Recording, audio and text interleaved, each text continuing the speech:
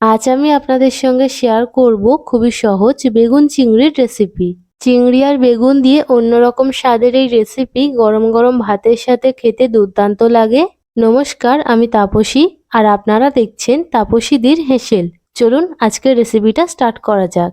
আজকের রেসিপিটা বানানোর জন্য এখানে নিয়েছি একটা মিডিয়াম সাইজের বেগুন। আমি এখানে একটা বেগুন নিয়েছি, আপনারা চাইলে দুটো বা তিনটে আপনাদের প্রয়োজন মতো বেগুন নিতে পারেন। প্রথমে বেগুনটা ডুমো ডুমো করে কেটে নিচ্ছি।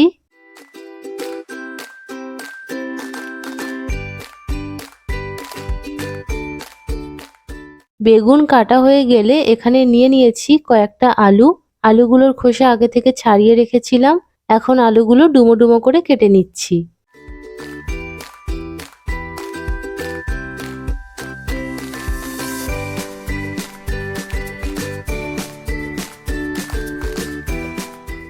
এখন এখানে নিয়েছি কয়েকটা চিংড়ি।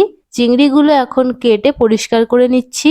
চিংড়ির মাথার লেজ বাদ দিয়ে খোসা ছাড়িয়ে নিচ্ছি, তবে আপনারা চাইলে চিংড়ির মাথা রাখতে পারেন।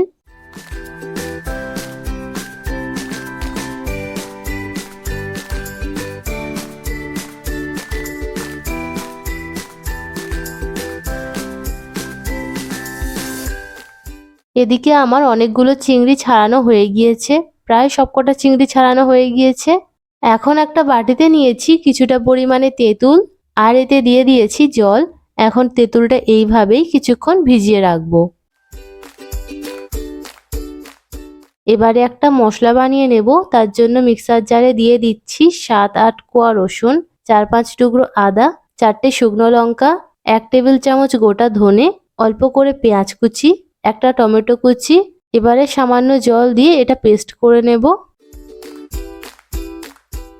মশলা বানানো হয়ে গিয়েছে। এখন গ্যাস অন করে কড়া বসিয়ে দিয়েছি আর কড়াতে দিয়ে দিয়েছি কিছুটা সর্ষের তেল। তেল গরম হয়ে গেলে দিয়ে দিলাম কেটে রাখা বেগুন আর দিচ্ছি সামান্য হলুদ। এখন বেগুনটা একটু লাল করে ভেজে নেব।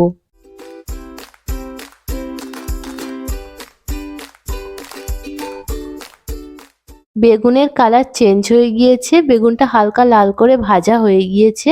এর থেকে বেশি এটা ভাজবো না। এখন ভাজা বেগুনগুলো একটা প্লেটের মধ্যে তুলে নিচ্ছি।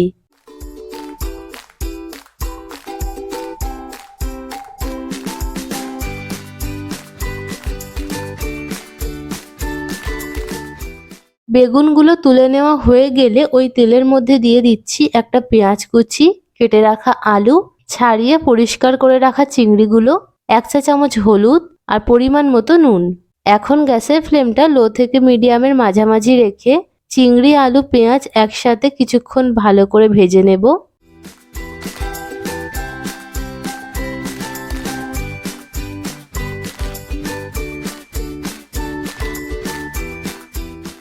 আলু আর চিংড়িগুলো বেশ কিছুক্ষণ ভালো করে ভেজে নিয়েছি। এখন এতে দিয়ে দিচ্ছি বানিয়ে রাখা মশলা। দিচ্ছি 1 চা চামচ কাশ্মীরি লঙ্কার গুঁড়ো, 1 চা চামচ জিরে গুঁড়ো আর সামান্য চিনি। এখন আলু আর চিংড়ির সাথে সব মশলা খুব ভালো করে কষিয়ে নিচ্ছি যতক্ষণ না মশলা থেকে তেল ছাড়ছে আর আলু 90% সিদ্ধ হয়ে যাচ্ছে।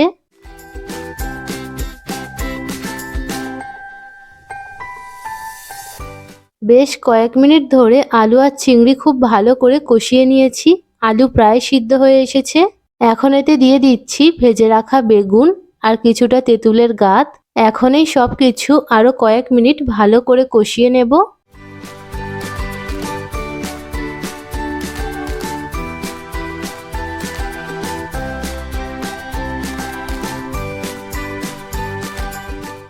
আলু, বেগুন, চিংড়ি খুব ভালো করে কষিয়ে নিয়েছি।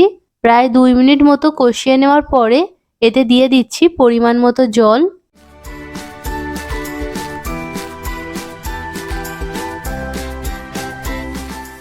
এবারে গ্যাসের ফ্লেমটা লো করে দিয়ে 4-5 মিনিটের জন্য ঢাকা দিয়ে রান্না করে নেব।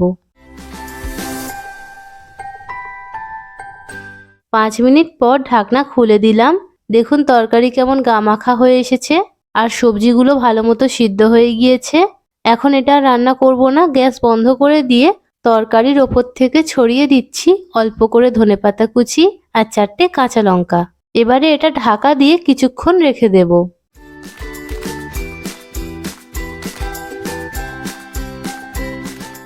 বেগুন চিংড়ির রেসিপি একদম তৈরি। আপনারা দেখলেন বেগুন চিংড়ির রেসিপিটা বানানো কতটা সহজ।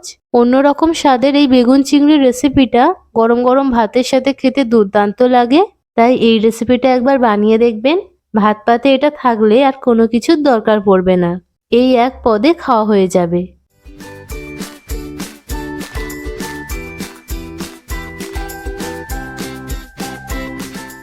যারা আমার ভিডিওটি ইউটিউব থেকে দেখছেন তারা প্লিজ চ্যানেলটি সাবস্ক্রাইব করে দেবেন। আর যারা ফেসবুক থেকে দেখছেন তারা পেজটি ফলো করে দেবেন। ভিডিওতে একটা লাইক করে দেবেন আর কমেন্ট করে জানাবেন আজকের বেগুন চিংড়ির রেসিপি আপনাদের কেমন লাগলো। সবাই ভালো থাকবেন। দেখা হচ্ছে পরের ভিডিওতে।